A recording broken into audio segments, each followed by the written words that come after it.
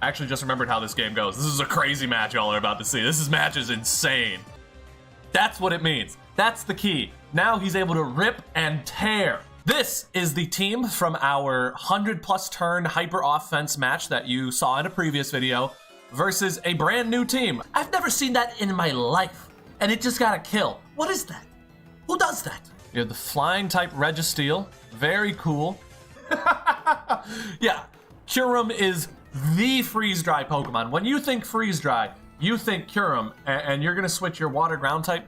That move is designed to kill Swamperts. I don't know why you would ever do that. It's a Rocky Helmet Excadrill? Why? And why did it just get a kill? Ladies and gentlemen, my name is SeanBonJoviii, and this is the SeanBon Show. Today we got some matches to watch, some Pokemon replays. Only 3 this week, as these are some late matches from last week, and this week's matches have been delayed. So we're watching some old replays just to make up some time so I can get a video out for you guys, trying to keep that content consistent. I think Hippowdon is very good versus the Iron Treads, versus the Cinderace. Okay versus the Urshifu Single Strike, right? He's that physical wall versus a very physically offensive team that Cerulean Mobile has. So I think that's a good decision there. There's lots of physical walls. Now that I'm actually looking at this matchup, this is looking like not a great matchup for Cerulean Mobile, but he is a incredible player. Let's see how it goes. I actually just remembered how this game goes. This is a crazy match y'all are about to see. This match is insane. So check it. We got the lead Treads versus the lead Zard. Zard decides to get out, which I think is a bad decision. He should have went for like a Mega Evolution and a Weather Ball and just KO the Treads. But instead, he actually gets the opportunity to get the Stealth Rocks up, and now he's Calm Mind boosting in front of the hungry man, Dondozo. Now, a wise player realizes that these boosts are not doing anything, because Dondozo has the ability Unaware, which means it ignores stat buffs and debuffs. So, we're probably all asking the same question, why is he doing that? Well, let's see. Maybe he's got a little trick up his sleeve. Newsflash, he does, as he just continues to boost higher, and Cowboy thinks he's in a winning position, but oh, the Pain Split brings the Dusclops back to full. Cowboy panics. He goes into the Sand Dog. It sets the sand. It gets some chip down, some nice earthquake damage, but the Shadow Ball at almost max offensive power is ripping. Absolutely ripping. Gonna 2-hit, 3-hit KO. Yeah, that's 3. And then, okay, he's able to slack off and stay back in the game. But now we have a Dusclops that's fully boosted and ready to tear. See, an Alakazam, a special attacker, is not able to do any kind of damage to the special defense stat. We see that it's Sash Alakazam, who was protected from sand and the rocks via his Magic Guard ability. And now Charizard's on the field, and Cowboy seems to not know how to answer this Dusclops, and right now he's just feeding Pokemon to it. He does get the Toxic down. If he had gotten that down earlier, he would not be in the situation he's in. He needed to get that Toxic down and put the Dusclops on a timer early. Hungry Man is sleeping, and here it is. Here it is. We're going to back this up. This is where things get very, very interesting. Watch closely now. All right? So the Dondozo hits the field with his Unaware ability, goes to sleep thinking he has time, Dusclops, Pain Splits, gets his health back. Watch this, watch this, watch what he does here. There it is. He skill swaps, steals his Unaware. Now we're Unaware Dusclops with all these stat boosts. And not only does that mean Dusclops has Unaware, that means Dondozo doesn't have Unaware. That's what it means. That's the key. Now he's able to rip and tear. And this is just game. This is just game from here. There's nothing that can be done. Eventually the Toxic does end up handling the Dusclops. He gets chipped down. There he goes. But now it's 5 versus 2. Magiran is a great Pokemon, but not great enough to handle the Pyro Ball from Cinderace. It's GG.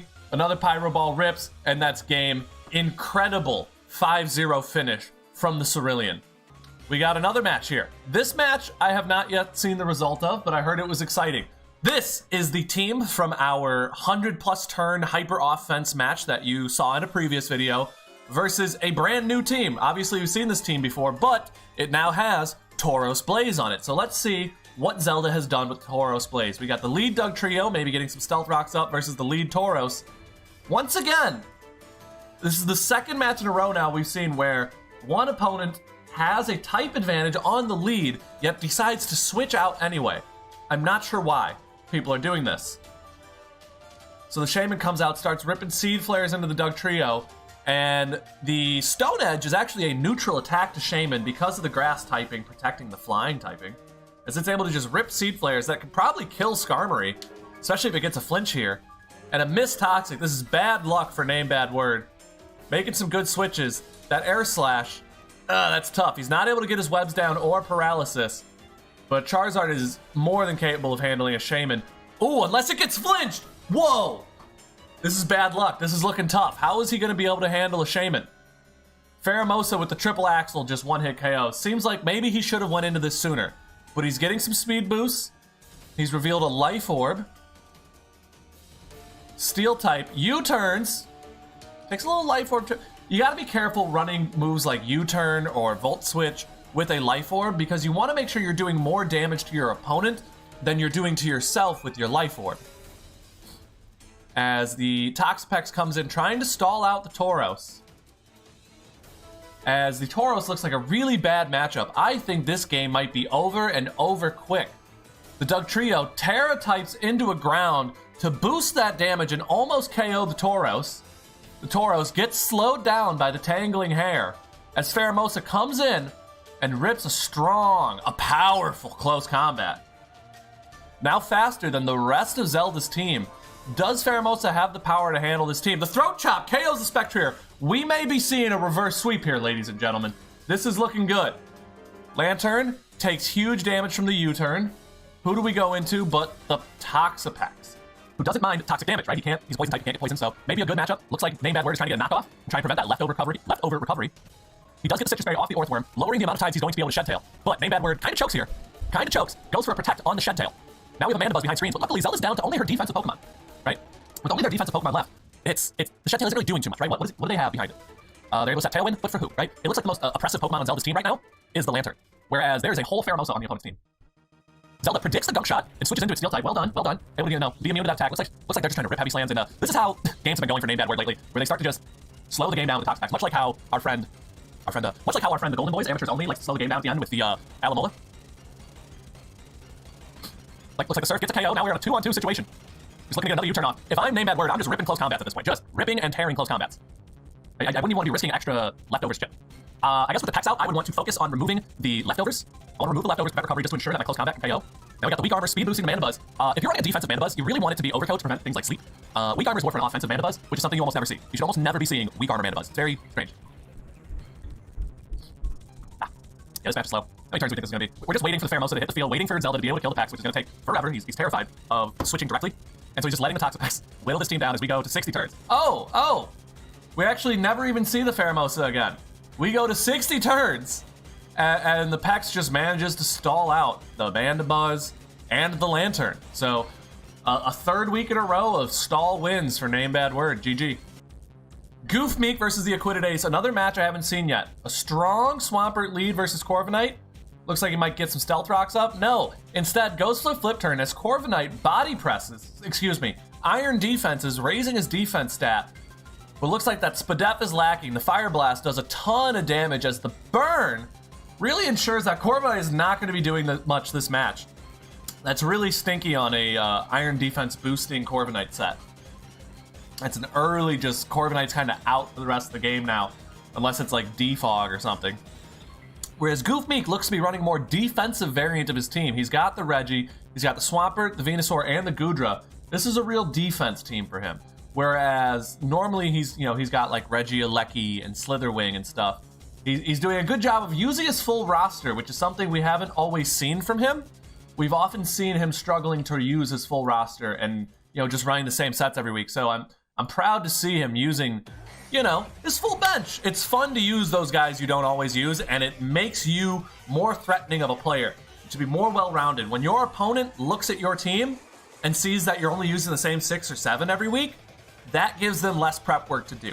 Whereas a player who's using all 11 of their Pokemon every week, well, not every week, but as often as possible, that's more threatening to look at. I can't look at you and just counterpick you. Whereas a person who only uses the same 6 mons, I can say, okay, he brings this team every week. I'm just going to build against that and be fine. You have the flying type Registeel. Very cool. I wonder what he was trying to avoid with that. I think it looks like it was maybe to counter the Excadrill in this situation. Hold up, I'm pausing the match. I gotta pause the match. I just ripped a fart that was so stinky. Holy shit, it's like distracting how smelly that is. This is the problems of a high protein diet, baby. Oh my god. Alright, so the Gardevoir comes out on the Registeel. Dangerous, as I believe this thing is Heavy Slam. Not sure why they would go for that. The Mystical Fire, not enough to KO the Registeel, but the Heavy Slam isn't enough for the Gardevoir either. I would have just ripped another Mystical Fire and KO'd the Registeel in this situation, but both players opt to switch out. Now we have a repeat of turn 1. We have the Corviknight versus the Swampert. Maybe the Corviknight can get a Roost off, as it does, manages to maybe get itself back in the game. Looks like Swampert decided to try and go for the KO, but it isn't enough after that Roost heals it. Chi-Yu on the field, terrifying. Just ripping a Specs Overheat here can pretty much nag a KO on everything. Maybe the Hydreigon can take one, but a Specs Chi-Yu here is just destroying. It manages to hold on. The Hydreigon Draco Meteor almost KOs the Chi-Yu, but it just barely hangs on and is able to KO the Hydreigon and the Sableye. Chi-Yu is in looking like an optimal position to sweep now. Immune to the Psychic type attack. I don't know if Jorge was calling a prediction there or if that was a misclick or what, but Chi-Yu doesn't care about that attack and KOs the Gardevoir. Excadrill hits the field, manages to outspeed, maybe a Scarf Excadrill? I'm not sure what that is. Shocked to see it's faster. Scarf Rapid Spin Excadrill would be really interesting, actually. What the hell is that? But Chi-Yu's dead and is no longer terrorizing the team. I kind of want to see how this ends. The Fire Blast doing 64%, just not enough to KO the Corviknight. Maybe, do we have a 100% accurate move here in the back? No, decides to rip another Fire Blast, leading me to believe maybe this is a choice-locked Goodra. What do we have here? Switching into the Swampert on a Kyurem is, okay, hold up. That's just about the dumbest thing. Yeah, Kyurem is the freeze-dry Pokemon. When you think freeze-dry, you think Kyurem, and you're gonna switch your water ground type. That move is designed to kill Swamperts. I don't know why you would ever do that. I'm sorry. That's a no-no. Don't do that again. And Goodra, maybe they were trying to sack, I guess? Maybe a sack. Because the Goodra's able to just rip a Draco Meteor and handle the Kyurem. But Goodra itself gets handled by the Excadrill. I'm tempted to believe this is a Scarf Excadrill. What the fuck? No. Was this not max speed Chi-Yu? I'm so confused by this match, you guys. Is Excadrill about to win? Oh my god. Ice Punch doing 67%. The Life Orb damage. The Rocky Helmet. It's a Rocky Helmet Excadrill? Why? And why did it just get a kill? Look at me. Look at me right now. Look at me. Look at me in the eyes. Are you telling me that's a Rocky Helmet Excadrill? I've never seen that in my life. And it just got a kill. What is that? Who does that? Does Acquitted Ace actually pull out this win? Oh my god, he did. It is a flying type Registeel, came out on the rocks. The reverse sweep Rocky Helmet Excadrill just won the game. That's the craziest thing I've ever seen.